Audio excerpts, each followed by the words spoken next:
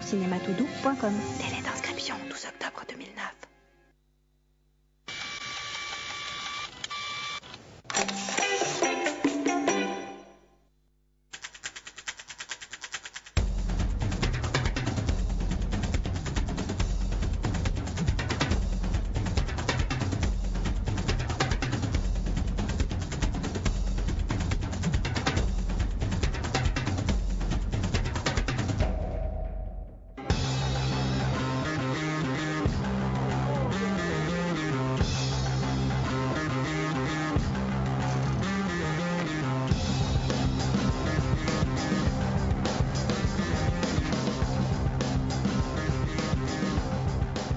Bonsoir à tous, bienvenue dans ce nouveau numéro de Sport Ado, consacré ce soir au parcours.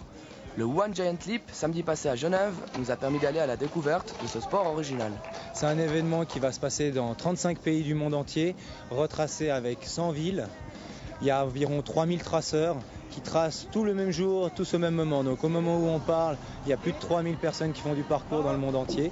Le but, c'est d'organiser ça pour faire, avec l'organisation Sandbag, une sensibilisation au niveau de l'écologie et d'avoir une énergie électrique propre. Le parcours, une discipline récente et encore méconnue du grand public qui poursuit son développement. Les jeunes adeptes, les traceurs, sont de plus en plus nombreux à le pratiquer. En fait, c'était mon frère le plus grand. Il a regardé sur son copain Sam, il lui avait montré sur internet, puis ça l'a plu. Après, il nous a montré à moi, puis à mes frères. Il y a ma mère, elle avait des amis du prof de parcours et alors ils lui ont parlé de ce sport et ma mère a jugé que ça pourrait nous plaire. Alors on a commencé, on a essayé et après on a adoré. Voilà, on a accroché. On a vu des vidéos et tout de suite, hop, on y va. J'aimais bien faire ça, alors ma mère elle a cherché et elle a trouvé et j'ai fait les cours quoi. Dans mon quartier, on n'avait pas trop grand chose à faire. Alors on s'est décidé à monter et puis après on a regardé des vidéos, ça nous a plu, puis on a continué. Quant à l'entraînement, il est riche et varié. Conditions physiques, techniques et mentales sont les trois principaux axes de travail pour pratiquer le parcours. Il faut déjà avoir une bonne condition physique. Il faut avoir vachement de patience. Et après ça vient avec l'entraînement. Pendant les vacances, je m'entraîne à environ 2 heures par jour. Et 4 jours par semaine, mais pendant les jours d'école, peut-être une demi-heure par jour. Qu'est-ce que vous faites concrètement quand vous vous entraînez ? L'échauffement, normal. Et puis là, on souffre un peu. Voilà. Après, on fait des groupes où il y a plusieurs spots. Et puis on fait plusieurs dépassements d'obstacles. Voilà.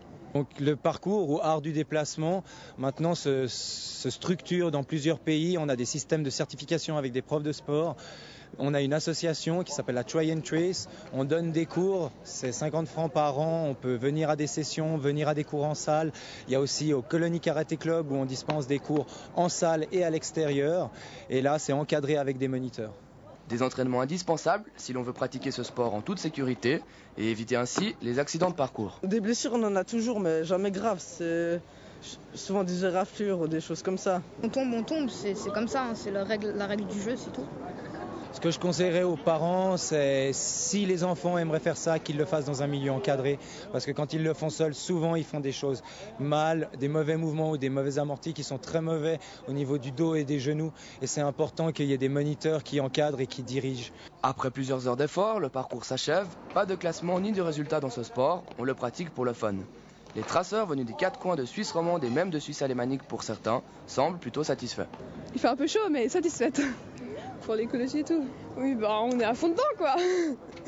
Puis c'est du parcours aussi dans la ville et tout ça, donc c'est sympa de sortir un peu. Alors moi, je suis super satisfait, j'ai beaucoup aimé. C'est pareil, je suis content qu'il y a d'autres gens qui s'ouvrent à ça, qui en font, et puis voilà. On a de la chance, il fait magnifiquement beau. Quand il pleut, c'est quand même vachement plus dur, c'est plus challenging. Là, ça va, les gens sont venus, on attendait encore un peu plus de monde, mais 60 personnes pour un premier événement comme ça, c'est bien. Les gens ont l'air concernés, il n'y a pas de blessés, c'est magnifique. Voilà, c'est la fin de cette émission Sport Ado. Prochain rendez-vous avec le sport jeudi avec Sport Mag et Michel Rabadin. Merci de nous avoir suivis et bonne soirée.